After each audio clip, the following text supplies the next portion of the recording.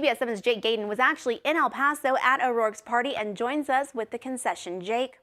Good morning, Devin. Well, yesterday started with a sense of hope here for Beto O'Rourke at his headquarters in El Paso, but ended the night on a somber note, losing to Senator Ted Cruz in the senatorial race. Now, he did touch on a few things in his concession speech. He believes in Texas and believes he's forever changed by this Senate race. As well, he continued to say multiple times that he is grateful for everyone who supported him along this journey.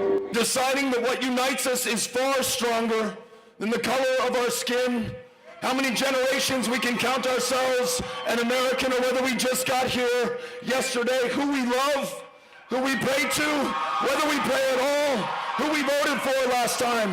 None of that small stuff matters now. It is the greatness to which we aspire and the work that we're willing to put into it to achieve it, by which we will be known going forward. And this campaign holds a very special place in the history of this country every day going forward. And you have made that possible. The other big point that O'Rourke hit on is bringing Texas together and supporting Senator Ted Cruz, who won the race tonight, saying that we need to rally behind him and help him in any way he can. As for O'Rourke and his future, well, he said we will see what happens down the road. Most likely we could see him probably back in a political role sometime soon. But for the final time here in El Paso, Jake Gayden, CBS 7 News. We begin with that blockbuster race for the U.S. Senate. CBS 7's Jake Gayden joins us in El Paso. He is going to have a preview of Beto's watch party tonight in El Paso. Jake?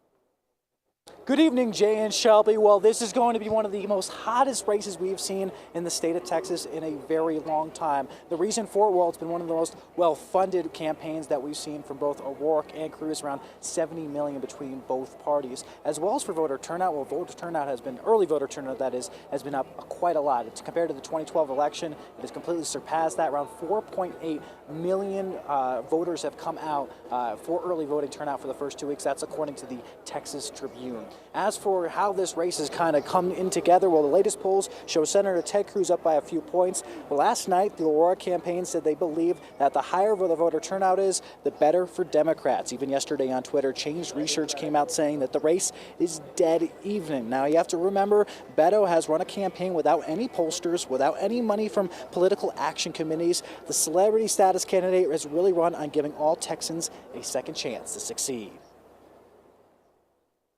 Knocking on millions of doors, making that human-to-human connection that we're in such desperate need of at this moment of division in the country, bringing people together. I feel it.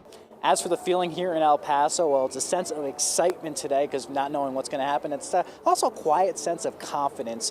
Many people around the campaign believe this is going to be a closer campaign than most, or race really, than most people expect. Coming up tonight at 6, we'll talk about the polling numbers coming into Election Day, as well as the campaign finances for both campaigns. It's been a staggering amount here in the state of Texas. But for now, here in El Paso, at the Beto O'Rourke headquarters, Jake Gayden, CBS 7 News. We're going to turn to El Paso now, where Beto O'Rourke held an election night watch party at a baseball stadium there. That's where we find CBS 7's Jake Gayden. He's been there all night tonight. And Jake, what's the feeling now that the results are showing the congressman is projected to lose?